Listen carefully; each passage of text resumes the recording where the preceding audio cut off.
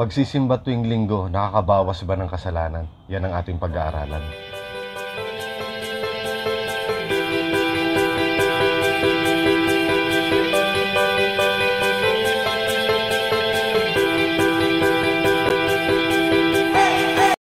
Madalas natin marinig na magsisimba muna ako para mabawasan ang aking kasalanan. Totoo ba ito?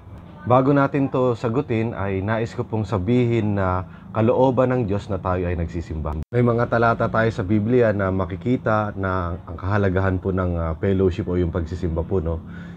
Isa po rito yung sa Acts chapter 2 verse 42 at meron din po sa Hebrews chapter 10 verse 25. Sabi po, "Let us not give up meeting together as some are in the habit of doing, but let us encourage one another, and all the more as we see the day approaching." So yan po yung mga pwede nating makita na Bible verse. Actually meron pa, no?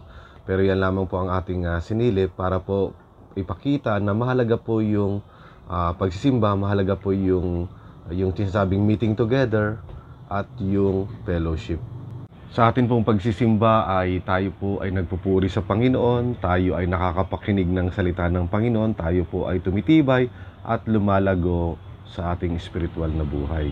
Sa tanong na nakakabawas ba ng kasalanan kapag ikaw ay nagsisimba, ang sagot po diyan ay hindi po. Hindi nababawasan yung ating kasalanan kapag tayo ay nagsisimba. So ang tanong ngayon is papaano nawawala or mawawala ang ating kasalanan kung hindi ito nawawala sa ating pagsisimba. So ano bang ginawa ng Diyos para bayaran ang ating mga kasalanan? Alam naman po natin kung anong ginawa ng Diyos sa atin. O si Jesus po ay kanyang pinadala, namatay sa krus para bayaran ang ating mga kasalanan. So sa magitan ng kamatayan ni Jesus, doon po nabayaran ang ating mga kasalanan at hindi sa pagsisimba. Maraming mga Bible verses ang pwedeng gamitin, pero dito sa ating pag-aaral po ay ginamit ko yung Romans chapter 5 verse 9. Sabi po rito, "Having now been justified by His blood, we shall be saved from wrath through Him." Pansinin po natin yung word na justified, no? Yung pinawalang sala. So tayo daw po ay pinawalang sala sa magitan po ng dugo ni Jesus at wala na pong iba. So hindi po sa ating pagsisimba or sa anumang mga ginagawa natin sa ating buhay.